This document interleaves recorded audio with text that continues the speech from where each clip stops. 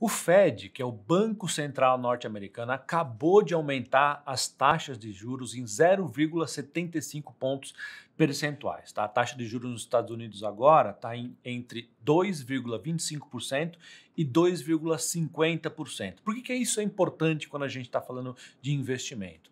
Nós estamos vivendo, tanto no mundo quanto no Brasil e nos Estados Unidos, um momento de alta na inflação, seja por conta do preço do petróleo que está alto, das commodities agrícolas que subiram.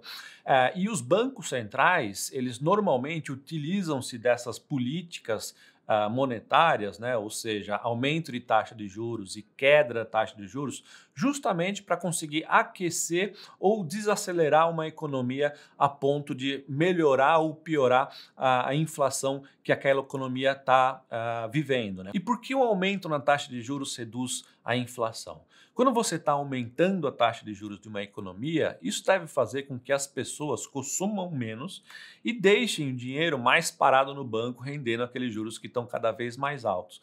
Quando você deixa de consumir, as empresas começam a lucrar menos e isso também faz com que as empresas tenham que reduzir o preço dos produtos que estão sendo vendidos. Isso faz com que a inflação acabe diminuindo. Então esse é basicamente o efeito que acontece quando você aumenta a taxa de juros, reduz o consumo, isso faz com que a inflação acabe diminuindo ao longo do tempo. Como a inflação nos Estados Unidos está girando em patamares bastante altos, perto de 9% em termos anuais, o Banco Central americano tem feito ajustes nas taxas de juros para frear a economia e fazer a inflação desacelerar ao longo do tempo. Tá? Acho que isso é muito importante a gente identificar quais serão os próximos passos do Banco Central para saber se ele vai apertar muito a mão nos aumentos de taxa de juros, que pode desacelerar demais a economia, isso fazer com que os resultados das empresas piorem de uma maneira significativa, ou se ele vai ser mais parcimonioso, né? Se ele vai continuar elevando a taxa de juros ao longo do tempo de uma maneira mais calma. O mercado já aguarda que na próxima reunião ocorra uma nova elevação de 50 basis points, né, 0,5 pontos percentuais na taxa, e depois, entre novembro e dezembro, ocorra também novos aumentos de taxas de 0,25%.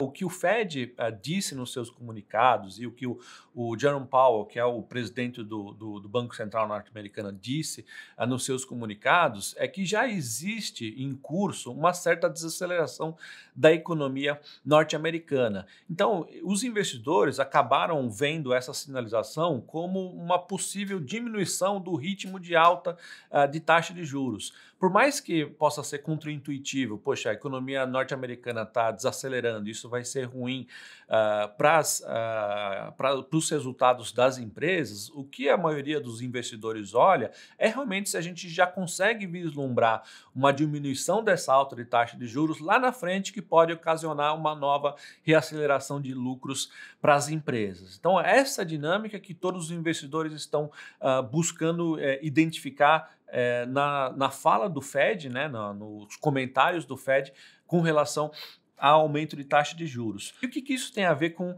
a gente, com nós investidores? Né? Como é que você precisa se posicionar com relação a isso? Com a elevação da taxa de juros que a gente viu acontecendo nos últimos meses, os investidores ficaram mais receosos em fazer grandes apostas em renda variável. Né? A renda fixa começou a ficar muito mais interessante para a maioria dos investidores, mas eu acho que é nesse exato momento em que os preços dos ativos em bolsa, em ativos mais arriscados estão depreciados, é que a gente precisa realmente montar uma carteira de boas empresas para que quando a economia voltar ou retomar uma normalidade, né, com inflações em patamares próximos de 2% e com crescimento do PIB também entre 2% e 3%, que é uma boa recuperação da economia, isso, se você já fez antecipadamente a sua carteira, você vai ter a sua rentabilidade acelerada nesse momento de retomada da economia.